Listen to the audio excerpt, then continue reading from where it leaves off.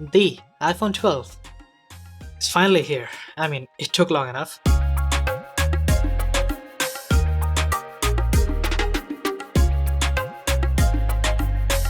Hey there people, how you doing? So, today we have the iPhone 12 and, well, before we unbox it, I just want to say that the iPhone 12 is probably going to be my first ever daily driving iPhone. I've used iPhones before, obviously, but this is the first time that I'm going to use it specifically for reviewing it. So, yeah, it's going to be one hell of a ride. But before that, let's jump into the box and see what we get, or what we don't get.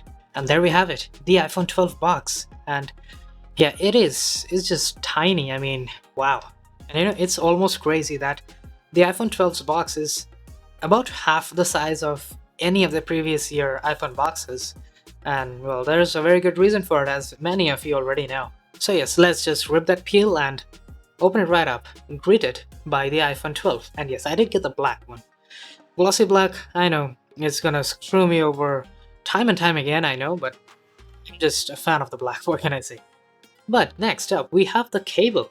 Yeah, it is USB Type-C to Lightning, and at first I just thought that it was kind of nonsense that we got a USB Type-C cable, because most of the previous chargers have USB Type-A. Even the iPhone 11 charger had USB Type-A, so it kind of did not make much sense to have USB Type-C.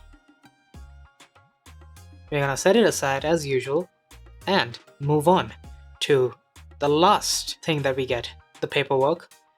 And along with that we have a SIM ejector tool,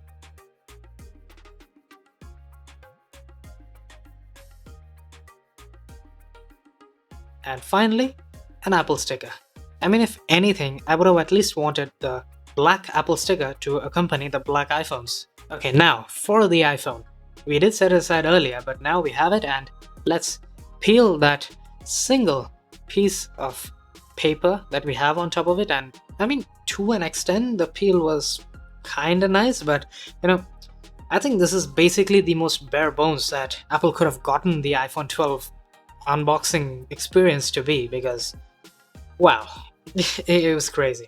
But of course, with that done, we have the iPhone 12 all ready and set up and chock full of fingerprints, because that's just how it's gonna be. I mean, I was expecting this much at least. I wish Apple would have brought the matte finish over to this iPhone, because I think that's the only one reason that at least I would find that the iPhone 12 Pro is better. Because other than that, the camera is really not a huge deal. The display is basically the same thing, and yeah, I'll talk more about that later. Man, before I say anything, can I just say that Face ID, it kind of works like a charm. I mean, at this point you'd expect it to, but I was kind of surprised by how well it works. So yeah, kudos to Apple for that at least. But now let's talk about this design, because I mean, this is a newer design. And well, you could say it's an older design, given that we have completely flattened sides and just absolutely flat back and front glass. I mean, there's not even that 2.5D curve that we see, I think, like starting from iPhone 6 or something, because this design, it dates back all the way to the iPhone 5, if I'm not wrong.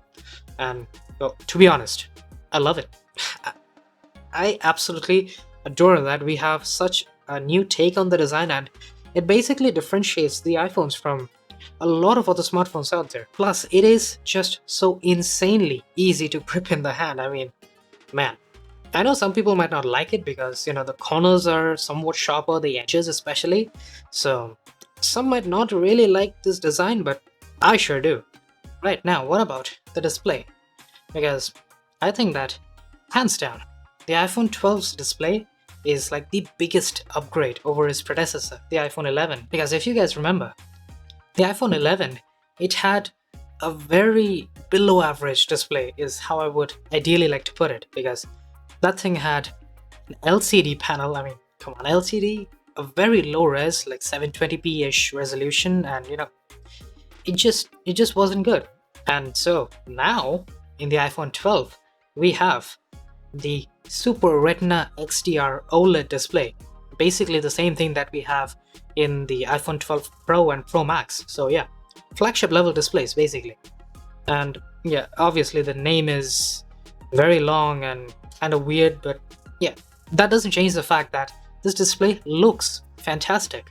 But see, the problem lies in the fact that almost every single Android phone out there, especially the flagships, those have some kind of high refresh rate, at least 90 Hz, like the bare minimum.